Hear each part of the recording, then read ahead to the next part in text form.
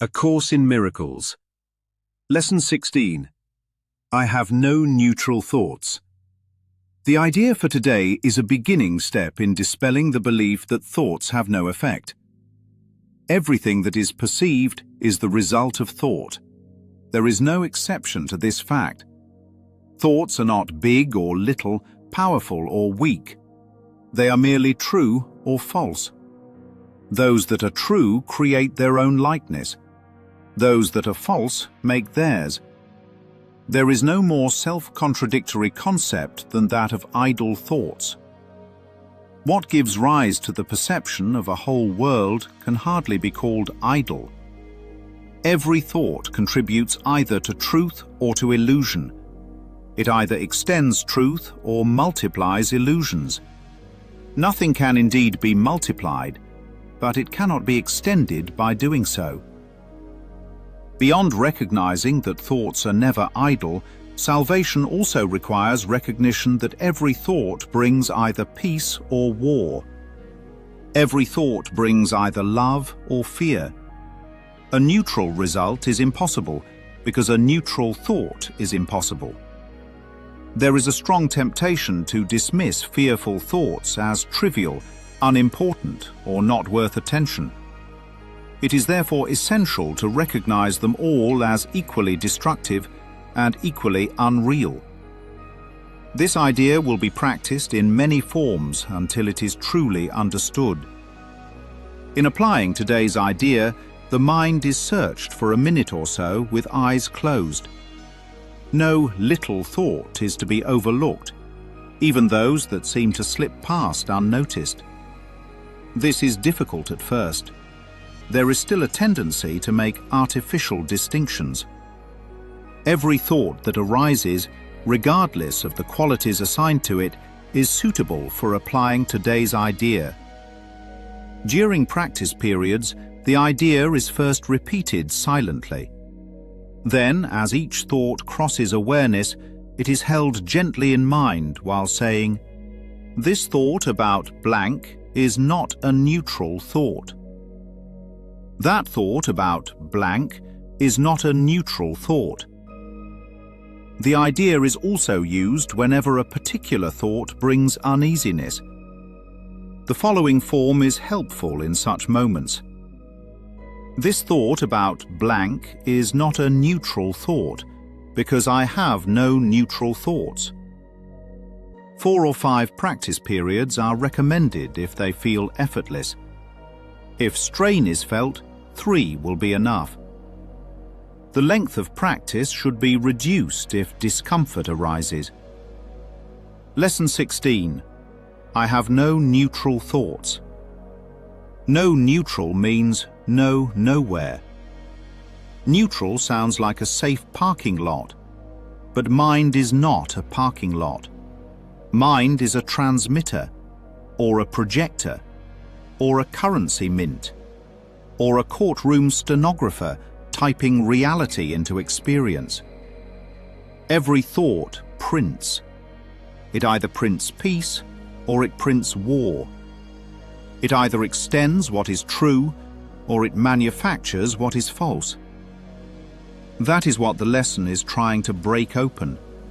Not morality, mechanics. Think of neutral the way a nation claims neutrality in a world war. A country can stand on a map and say, "We're not choosing," but the war still moves around it like weather. Trade routes shift. Refugees cross borders. Spies run messages through neutral streets. Money still changes hands. Steel still gets sold. Silence still functions as a kind of vote. Neutrality is a policy inside a battlefield, not an escape from the battlefield. So when the mind says, "This thought is neutral," it is basically saying, "This is not a battlefield." But the Course is saying the battlefield is not outside. It is the choice of teacher inside. And there is no thought that avoids that choice. Picture 2 radio stations broadcasting on the same frequency. One is clear, one is static. The dial cannot land on no station. It lands somewhere. Even static is a station. Even I don't care is a broadcast. Even it's not that deep is a thought that teaches something about cause and effect. That's why the line hits like a dagger. What gives rise to the perception of a whole world can hardly be called idle. An idle thought is a myth invented by the ego to avoid responsibility. Because if thoughts are causal, then the mind is not a victim. And if the mind is not a victim, the ego loses its throne. Here's a story that makes it visceral. A man walks into a dark cinema at noon. He sits down and the film is already playing. On screen, arguments, betrayal, money stress, body fear, jealousy, loneliness. He whispers, "I'm just watching." He tells himself he's neutral. But behind him, in the projection booth, the projector is humming. A beam of light is cutting through dust. And the strangest part is this: the projector is not behind him. It is in him. The film isn't being delivered to him.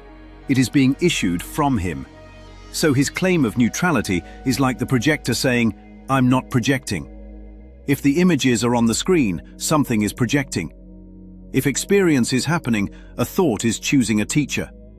Now look at the lesson's clean blade. Thoughts are not big or little, powerful or weak, merely true or false. That line can sound harsh until the logic snaps into place. Size is a world concept. Magnitude belongs to form. True and false belong to content.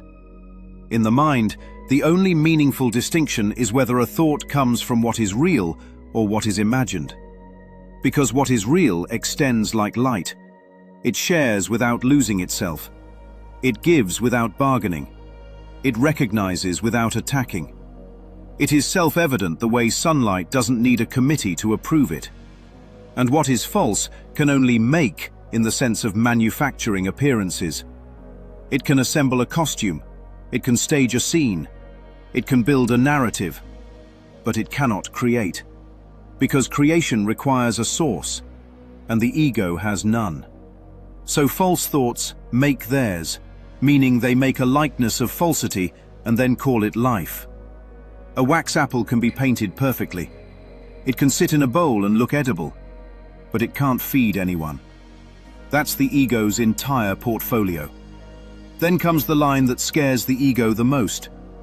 Every thought brings either peace or war, either love or fear. Not because the course is being dramatic, because the mind cannot serve two masters at the same instant. A thought is allegiance. A thought is a tiny contract. A thought is either I join or I separate. Peace is not a mood. It is the felt recognition of joining. War is not gunfire.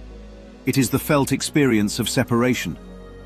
That's why neutral result is impossible. A thought is a direction. It either moves toward remembrance or toward forgetting. Now the most practical part of the lesson shows up as a warning. There is a temptation to dismiss fear thoughts as trivial. Why? Because the ego survives by being treated like background noise. It doesn't need to convince the mind with a grand speech every morning. It just needs 1,000 tiny permissions. A little irritation here, a small judgment there, a private suspicion, a quick comparison, a subtle grievance that seems reasonable. Those are the ego's paper cuts.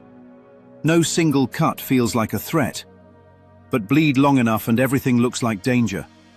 So the Course says, recognize them all as equally destructive, but equally unreal. Equally destructive because every fear thought repeats the same thesis: separation is real. Equally unreal because separation has no source, no cause, no God behind it. It is the multiplies zero insight. Fear can scale. It can get louder. It can recruit allies. It can build whole cities of justification. But it is still multiplying nothing. And nothing multiplied remains nothing. It never becomes something just because it's repeated. That's why the ego is obsessed with repetition. If it can't create, it must convince. If it can't extend, it must multiply. Extend versus multiply.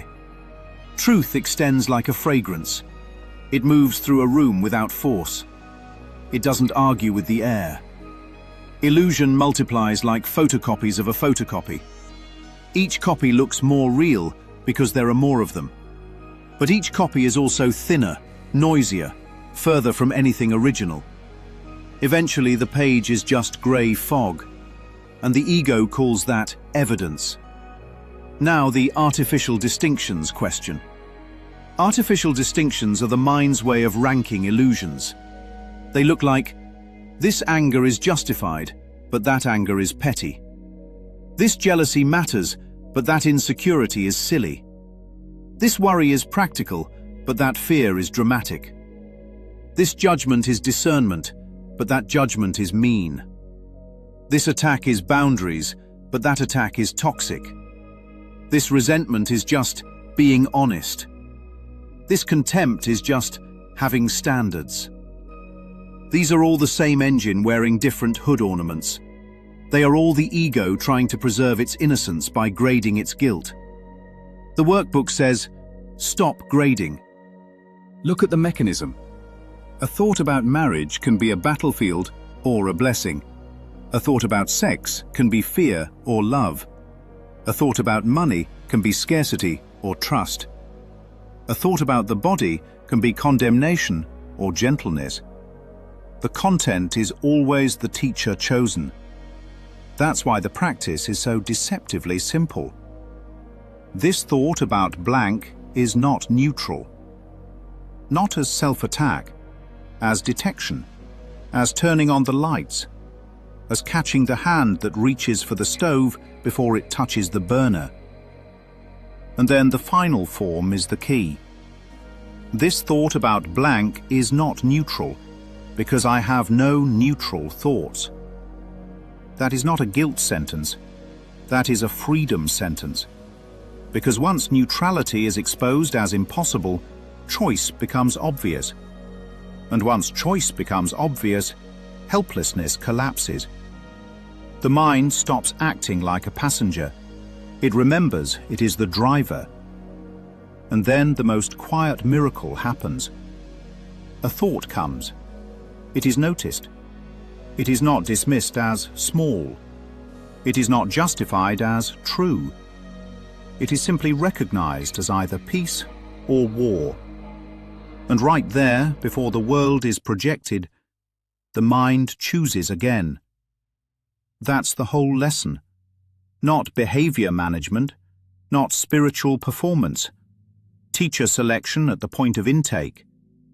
And the moment that becomes real, neutral stops sounding mature. It starts sounding impossible.